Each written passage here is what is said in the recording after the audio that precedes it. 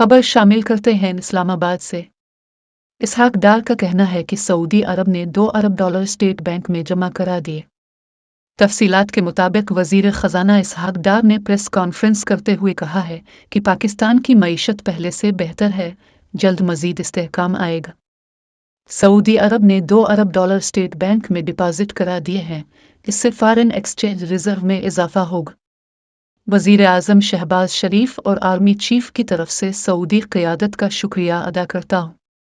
वजीर खजाना ने कहा कि मुस्तकबिल में माशी मामलात मजीद बेहतरी की तरफ जाएंगे।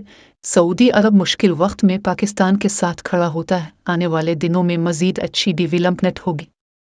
आलमी रेटिंग एजेंसी फिच ने पाकिस्तान की करेंसी रेटिंग अपग्रेड कर दी। कबल अजी वजीर खजाना इसहाक डार ने कहा कि आलमी रेटिंग एजेंसी फिच ने पाकिस्तान की रेटिंग IDR से CCC कर दी है।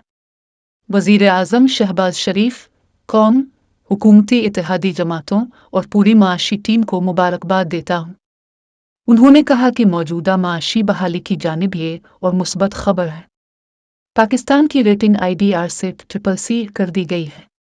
जबकि वजीर आजम के मुआविन खुसूसी बराए मईशत व तवानाई बिलाल अजहर कियानी का कहना था कि मौजूदा हुकूमत मुल्क में माशी और सियासी इस्तेहकाम लाने के लिए पुरज़्म है। IMF के एग्जीक्यूटिव बोर्ड इजलास के बाद $1.1 अरब की पहली किस्त पाकिस्तान को मिल जाएगी।